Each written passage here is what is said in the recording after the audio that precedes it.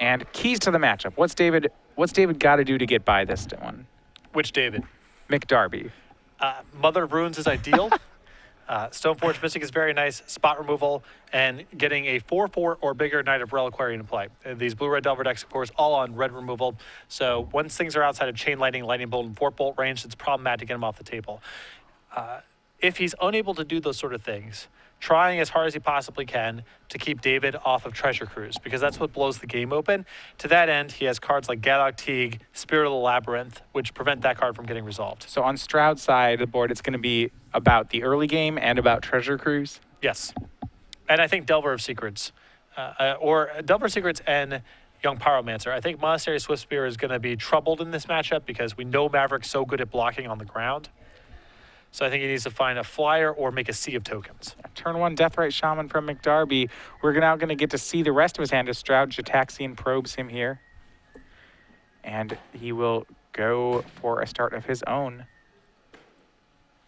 Gotta be wary, a pretty good accelerating start from McDarby. We'll see if, I don't think Stroud can just let him make a Knight of the Reliquary this early unless he has a daze. Well, as long as the Knight of the Reliquary is a 3/3, he still has the opportunity to catch up. But I think David is best served using a removal spell this turn instead of playing his own threat if he can, particularly because he knows that David has a Swords of Plowshares in hand. So McDarby can just shove aside any threat that Stroud adds to the table. It's going to be a ponder from Stroud. Does not like what he sees. He'll be shuffling.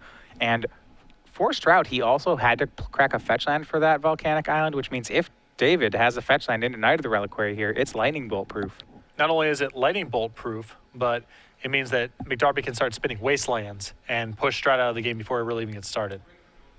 Yeah, if you look at Stroud's deck, there are no basic lands in it. 1 Underground Sea and 4 Volcanic Island are the only mana makers. You can wasteland them out of the game very quickly. And the black splash here to enable Cabal Therapies in the sideboard.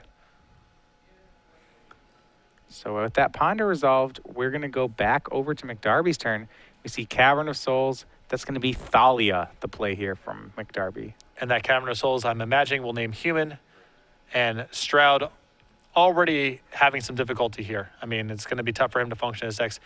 Hubbed around a bunch of cheap spells. Those become at least twice as expensive now.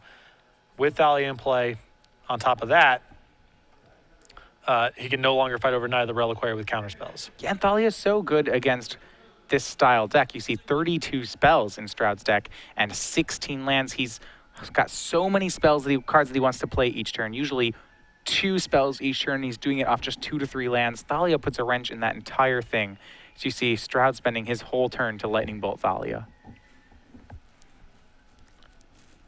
Stroud also already at 15. You know, he's from the Gataxian Probe, these fetch lands.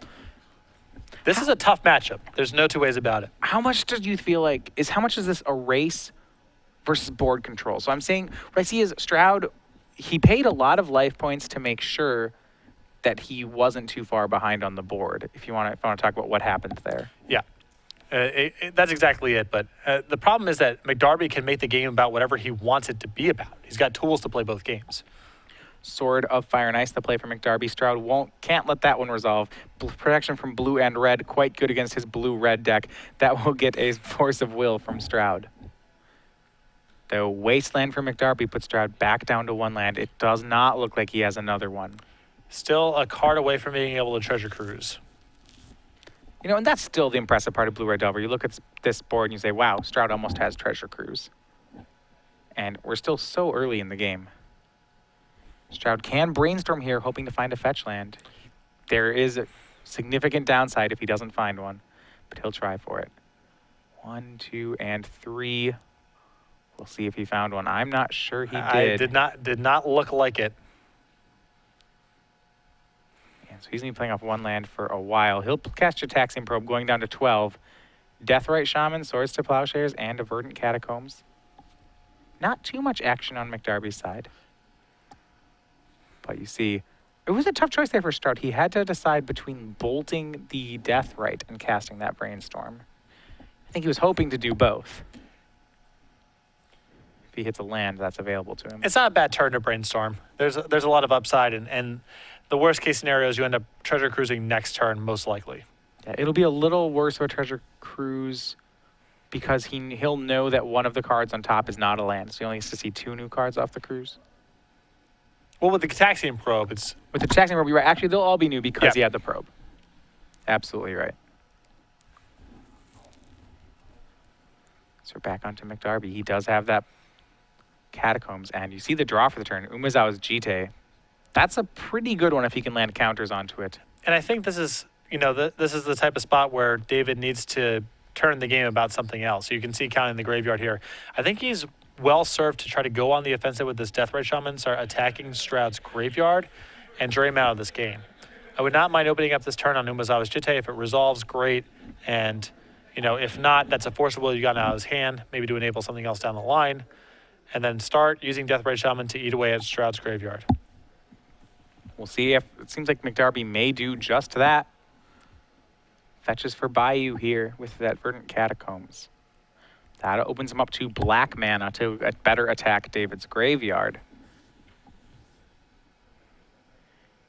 And we'll see the play here. Swords to Plowshares, Umezawa's Jite, second Deathrite Shaman in hand. He's going to main phase, go after Stroud's graveyard. Takes care of a copy of Ponder. Puts Stroud still at 7 cards, but is dealing damage. And he's going to go ahead and actually opt for the Deathrite Shaman here over the Jite. I like this play. Getting the second Deathrite Shaman in play is really nice, especially if he's able to find a second black source of mana. It means that if Stroud does not have Force of Will in his hand, that he's likely to be able to put Jite into play and attack with it in the same turn. So here's a Treasure Cruise from Stroud. He finds a Lightning Bolt, a Force of Will, and most importantly, he finds a fetch land here. That's going to be Scalding Tarn. Stroud down to 9, but having that mana that he needed so desperately this game. Yeah. Now he can start really deploying his hand. Yep, it's going to be a Lightning Bolt to take care of the first Deathrite Shaman. And we'll see if he can recover. Stroud drawing 3 there. Can't be understated how good that is. Also has still a lot of cards in hand. You see a 6-card hand here, double Force of Will, another Treasure Cruise, another Lightning Bolt, all available. And I think the second Lightning Bolt is probably the most significant card in that hand because Stroud needs to be able to take care of this Deathrite Shaman before it does too much damage to him. Yeah, and this is a new dimension that we never saw in these Maverick Teamer Delver matchups back when Maverick was really popular. Normally this would be a game which Maverick won from nearly all the time, except now Stroud can actually do this pseudo control role where he starts to counter stuff, kill stuff, Treasure Cruise, and use those opponent's cards of Treasure Cruise to actually just run David out of resources. Yeah. And it's changed all sorts of matchups in Legacy. Blue-Red Delver's game against Miracle is very different for the same, for much of the same reason. Absolutely. It's going to be Force of Will pitching Force of Will for David, so he doesn't have one left, but he takes care of the Umezawa's Jite. And McDarby goes back to work on Stroud's graveyard, exiling another card. Stroud is going to go down to 6, but now he takes control of the board. It's Delver of Secrets and Lightning Bolt. And how's the tide? The tides may have turned here. Oh, definitely. Although another copy of Thalia here is very good for David again. Can't be countered by Stroud because of the Cavern of Souls. And now Stroud's hand, which is full of cheap spells, not nearly as efficient to deploy. Yeah, Stroud is definitely limited to 1 spell per turn, once again from that Thalia. You can see last turn he made Delver of Secrets and Lightning Bolt. He wouldn't have been able to do that with a Thalia in play. Now he's going to tap both lands to Brainstorm here. Finds a land. I'm going to put a land and a Monastery Swift Spirit, looks like, back on top of his deck. But before Thalia was in play, you kind of felt like Stroud could have played his whole hand, Treasure Cruised again, played his whole hand, just kind of run that one back and forth. Now it seems like he just doesn't have enough lands to pull it off. It looked like he was right on the verge of turning the corner. And he's still not out of the game just yet. It's just that Thalia makes Stroud's turn so much less efficient. So Stroud's going to crack a fetch land after putting 2 back, cast a copy of Monastery Swift Spear. Not big enough just yet to tangle with Thalia. For McDarby, he has a Kasali Primate in hand. His draw for the turn was Green Sun's Zenith. That one's going to be a little harder with this copy of Thalia in play. I'm a big fan of trying to put the Kasali Primate into play this turn. It means Sure. Your Thalia becomes a 3-power attacker inside of combat. Stroud can't counter it because he can't pay for Thalia. Remember, McDarby, that third land, there is a Cavern of Souls. It is set to human, however. The bigger thing is I just don't know what else to do with the green sun Zenith. That's the alternative this turn, but he can only Zenith for 1 because of the Thalia he has in play. And his 1-cost options are just not that attractive. Yeah, Deathrite Shaman for the most part. Which, to be fair, that's actually a pretty good card right now. Yeah, I guess that's not, Deathrite is not shabby here. He is going to go for the Kasali Pride Mage, however. Stroud can't counter, and here comes Thalia for 3. That's half of Stroud's life total. He has on tap, needing to stabilize. It's going to be hard to, on the blocks, get this Master Swift Spear to work out. Oh, a Fork Bolt's a really good start here. He's going to Forked Bolt on the Thalia. Now he has to figure out how he's going to block the Pride Mage. It is lethal. I mean, he can Treasure Cruise again, and if he finds land plus removal spell, he's in great shape. And if not, he still gets a chump block. Yep, that's what it's going to be. Treasure Cruise drawing 3 more. So many cards for Stroud. He'll pass the turn. Swift Spear does not swing. Looks like it's going to be on chump block duty. And Abrupt Decay is the play from McDarby, and that'll be good enough. Game 1 goes over to David McDarby and his Maverick deck. Quite the sweat there. It was looking like Stroud was right on the verge of turning that game around, but a timely Thalia, and Stroud just couldn't quite block it efficiently, nor play his hand effectively enough for the couple of turns where Thalia was in play. 2 copies of Treasure Cruise doing a lot of work for Stroud there. But still not quite enough, and it really speaks to the advantage that McDarby has in the matchup. Stroud able to resolve 2 copies of Treasure Cruise. McDarby never generating a huge trump, just able to kind of work his way through the game. All right, so those players are going to go to sideboard. We talked about it earlier. We have 1 giveaway left. We're going to pitch that question here. So it's going to be our last trivia question of the evening. Patrick has one for you. If you know this one, tweet it at us with the hashtag SCG Premium. This is for a full year's of Star City Games premium content on our website. So with that ado, fire it off. Next weekend, the Season 4 Invitational, the last Star City Games tournament before we hit the Players' Championship in Roanoke the following weekend. Me and you will be in the booth. I'm taking it off. Excuse me. Cedric and I will be in the booth with Patrick Chapin. What city is this event held in? Yeah. If you know the answer, make sure to tweet it at us. I, for one, I'm going to be playing a Grand Prix, but I'm going to be tuning into that as much as possible. Looking forward to watching that Invitational. I'll see which players make it to the Players' Championship, which don't. Great commentary from now runner-up at the World Championships, Patrick Chapin. He had a great performance. I would love to hear him talk about Standard this coming weekend. Very exciting, Chapin on the heels. We haven't had him in the booth since his Pro Tour win or his second place at the World Championship this weekend.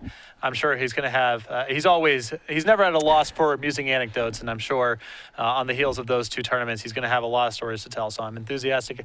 Him in the booth, it's been a while. I think I haven't worked with him since Detroit in April or something, May of 2014. So it'll be good to see him. It's infrequent, absolutely. But it's a pleasure. All right, well, let's go back to our match that we have here. This is the Battle of the Davids, Stroud and McDarby. McDarby and Maverick up a game. Going to the sideboards, we'll see what each player brings. Start us with McDarby. McDarby here with a Nile Spellbomb, a Pithy Needle, a Sword of Light and Shadow, 2 copies of Aethersworn Canonist, a Burrington Forge Tender, 2 copies of Containment Priest, a Choke, 2 Zealous Persecutions, a Cataclysm, 3 copies of Thoughtseize. A lot of sweet options here. The 2 copies of Zealous Persecution can kill Delver Secrets, can also sweep up Young Pyromancer and all the tokens. The 1 copy of Burton Forge Tender, very efficient in a battle about Lightning Bolts. I even think the Aethersworn Canonist is legitimate here because Stroud's deck is all about trying to chain together multiple spells in a turn. Things like Monastery Swift Spear, try to get to a fast Treasure Cruise, and the Nile Spellbomb. I like going after Stroud's graveyard because his deck is, again, all about Treasure Cruise. Now I'm thinking back to the match we saw between David McDarby and Stephen Mann in the top 8. I'm thinking he's going to bring in Choke here. That won him game 3 against Stephen Mann. Does Stroud have a mountain in his deck? None. No. Okay, yep. No, then I like Choke quite a bit here, too. You have to do that check. If he has 1 basic mountain, it's not worth it. It gets a lot worse. I mean, it's still probably worth it, but it definitely diminishes in value. All right, over for David Stroud. His sideboard actually is very similar to the Burn sideboard we saw up from Oliver Coffey in the semifinals. When I see it, let's look at cards. Sulfuric Vortex, looking great in the matchup. Forked Bolt has done some work for him too. Those look like they're pretty good hits. Outside of that, I don't see much I really like here. I suppose you could, I don't know, is there anything else? Anything else we can use here? Grafdigger's Cage shuts down Green Sun Zenith, but that's pretty narrow for this matchup. I don't think it's good to bring in. I think that I don't know if I would go so far as to bring in 2 copies of Smash the Smithereens, but I could see at least bring in 1 because Umezawa's Jite and some of the other equipment matters quite a bit. Yeah, GT matters. Actually, Sword of Fire and Ice against your blue-red deck also does matter quite a bit. Once it's suited up, you're not dealing with that creature anymore. The problem is the blue-red Delver deck is all about velocity. It's all about trying to cast its spells as efficiently as possible. So bringing in situational cards is a big opportunity cost, because if you have a Smash the Smithereens stuck in your hand when it could have been some other castable spell and it prevents you from treasure cruising for a turn, that's really bad. So I'm not sure if Stroud is going to bring in. The cost is pretty high, but the equipment that McDarby has definitely threatening in the matchup, so it wouldn't surprise me if Stroud brought it in. Certainly good point here. Post board, I still like McDarby's side of the matchup. Yourself? I do too. I think that McDarby is bringing more to the table than Stroud, and I already liked McDarby's matchup game 1. Well, McDarby up a game here. We'll see if he can get the second one. He's going to have to win this one on the draw against Stroud. So far, McDarby has not won a single game on the draw in the top 8. He's won all his game 1s, lost all his game 2s, fortunately won all his game 3s. Maverick can be a little slow out of the gates. You know, when it doesn't have Swords of Plowshares or Mother of Runes, it is often just saying go on the first turn. And in Legacy, with as fast as the format is, as tempo-oriented as it is not great to be passing on turn 1. And we have here both players drawing on 7 here. Stroud is on the play.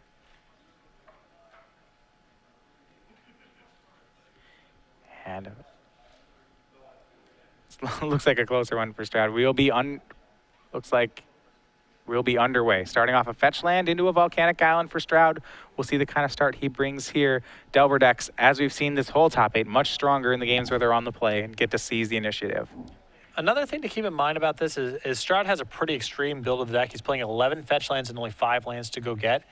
That means he's very vulnerable to getting wasteland locked. So if McDarby's able to stick another reliquary in this game, expect him to very aggressively go after lands.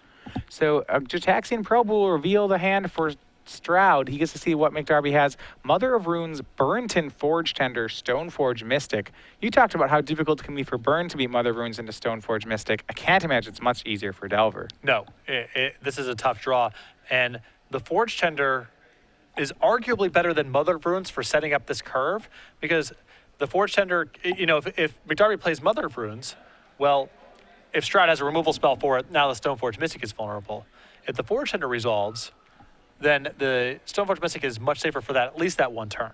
And not to mention, it has protection from red. It will shut down this Monastery Swift Spear. Yeah, it's a great one-up to draw in this matchup. Yeah. Turn 1, the full 3 damage. Stroud burned off a second Jitaxian Probe there to make his Swift Spear into a 3/4. And he'll put out Burrington Forge Tender. Wants to keep that Swift Spear at bay.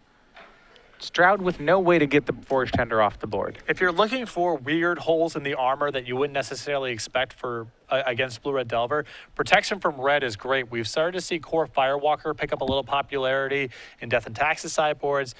McDarby going with Forge Tender instead, but it's challenging for these Blue-Red Delver decks to operate against protection from red. They can't really attack through it very easily, and nor can they get it off the table. Yeah, Core Firewalker, a more extreme version of Burrington Forge Tender almost. It has, not only does it do wonders in a matchup against Delver, but that card, very difficult to think for burn decks to deal with. Oh yeah. It's oh yeah.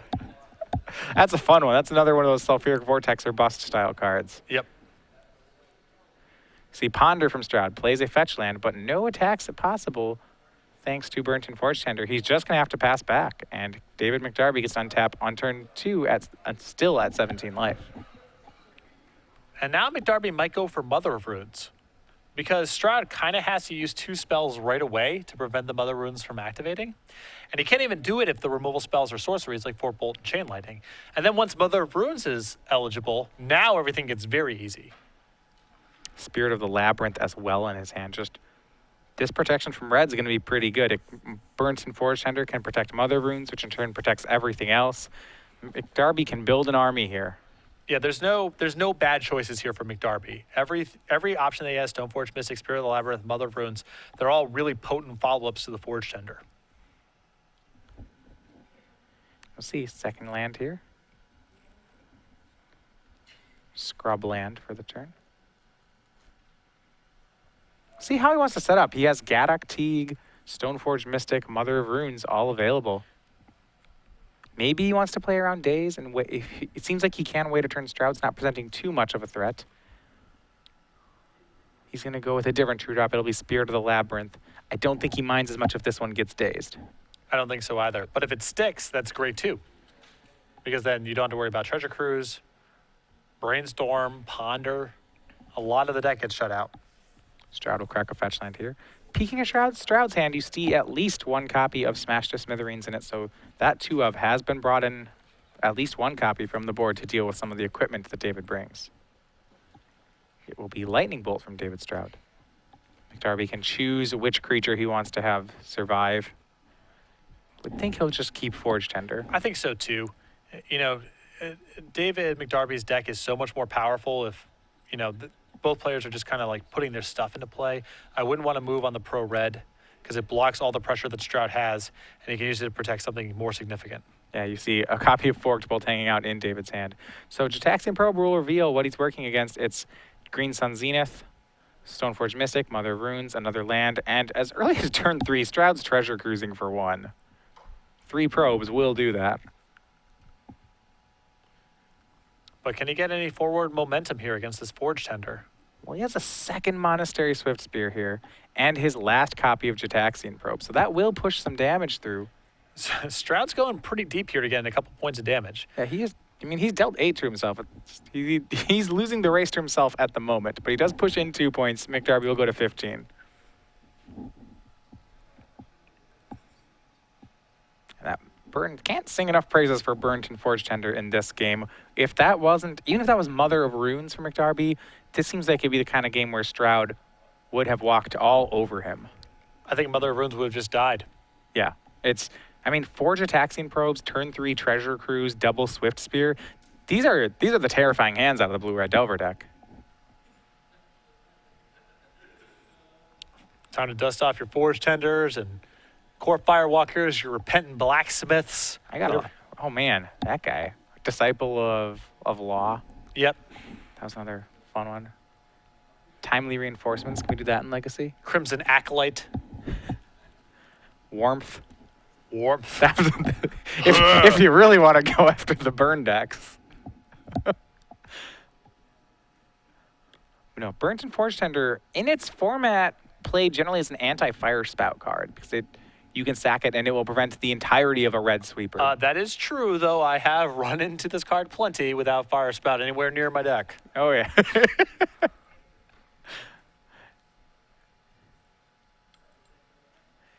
And we see some 1-drops here from McDarby. It's going to be Mother of Runes.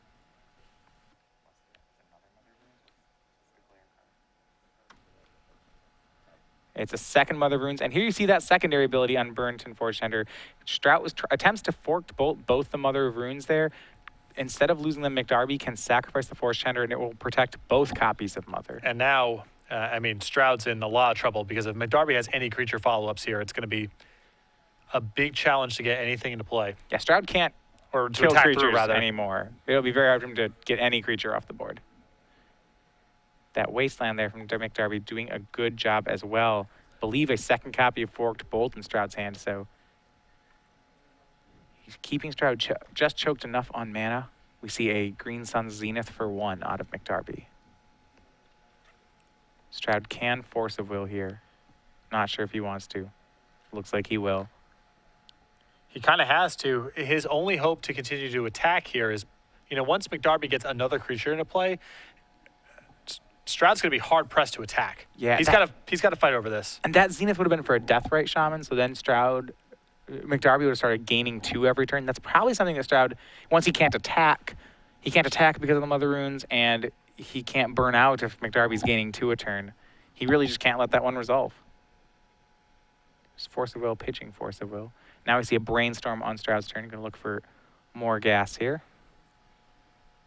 See Chain Lightning along with Forked Bolt hanging out in Stroud's hand. He's got McDarby somewhat low here. He doesn't have to do too much more damage.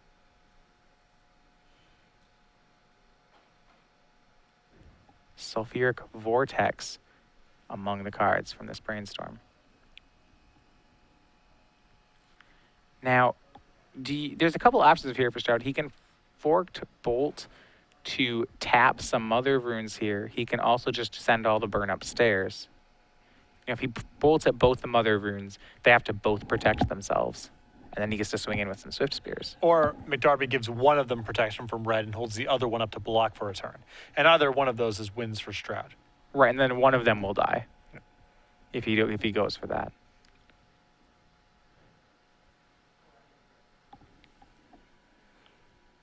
And this is going to be that copy of Forked Bolt, one at each. We'll see what McDarby wants to do. He can tap both his mother runes and save them both, but then he'll take 4. He can save 1 and take 2. He can save... Yeah, he's going to save them both, take 4. There we Well, go. it's Brainstorm plus Fork Bolt that got cast this turn. Oh, so that's 6. Yeah. McDarby down to 5, you're absolutely right. And that second Forked Bolt may have been just enough. At 5, McDarby is nowhere near safe. He's got life gain, but it's still a turn away. McDarby, you can tell he really wants a third land and a green source of mana. He's got Scavenging Ooze in hand. If he can get that into play, Yeah, Chain Lightning. gain some life, make it 3/3, then things get real good. If you look at Stroud's hand, there is a Chain Lightning. There's a Ponder. There's another card. It's red. It might be another burn spell. We'll go for Gadok Teague. Interesting. He's playing that one, not the life gain card. Worried about Treasure Cruise? Worried about Treasure Cruise, and also wants to play the Ooze in a spot where he can gain life immediately. It's just more efficient this way. He's going to start with a Brainstorm on Stroud's side. He needs to find just a little more burn here. You see him finding a Delver of Secrets. He can set that one up to flip. Also, he's got to hold on. He kept a Treasure Cruise, but not able to cast it. And if Stroud set this Brainstorm anticipating that he was going to be able to Treasure Cruise this turn, this might have eaten up Stroud's whole turn. Yeah, he'll cast Ponder. And that's one of those things that you always feel, you never cast the Treasure Cruise for more than 1, right? So it feels like a 1-mana spell, but Yeah. Gadok Teague, he stops that one. It's kind of like how he stops Forcible, the 5-mana spell, which Stroud, with only 5-mana producing lands in his deck and one in his graveyard, just can't hardcast. So McDarby's still kind of holding on here. Keep in mind, though, Stroud's also quite low himself. I mean, McDarby can switch gears here, and especially if he draws a green source of mana next turn, I think he can attack with Gadok Teague. He can start getting in. And he'll want to. He can, with these Mother Runes in play for McDarby, he can switch rolls and push damage very quickly. And there's a forest. Slight misstep here from Stroud on the Treasure Cruise. Can he recover from it? He does have a Chain Lightning. He has 3 points of burn already. And you think if he knows about it, maybe he plays the Delver of Secrets that turn, hopes to flip it, swing 3, and burn for the win. Yeah, I think there's got to be some other way for Stroud to manage that turn. McDarby can't block the air right now.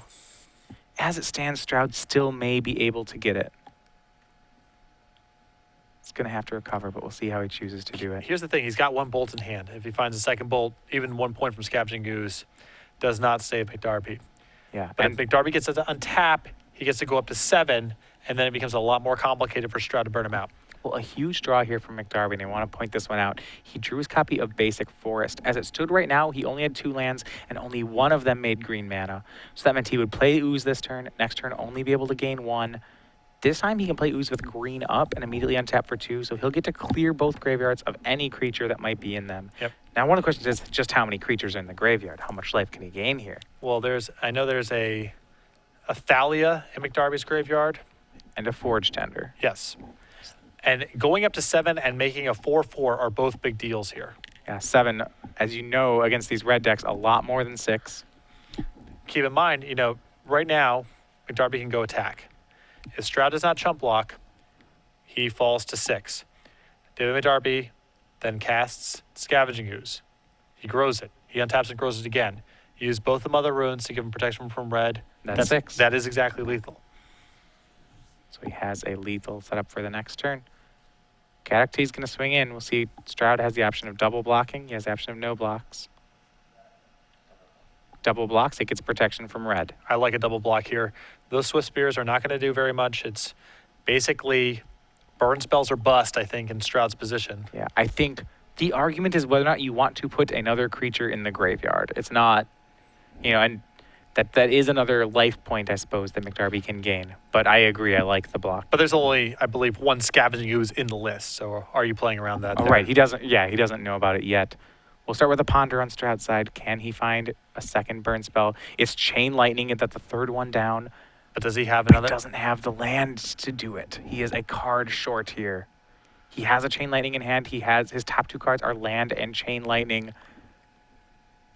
You can see it be so close here. Their 6 points are set up, but there's just no way to do it.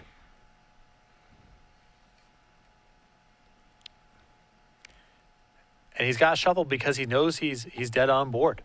I don't know if there's any help in his deck, but he knows that that's nothing. He needs, oh man, yeah, I don't.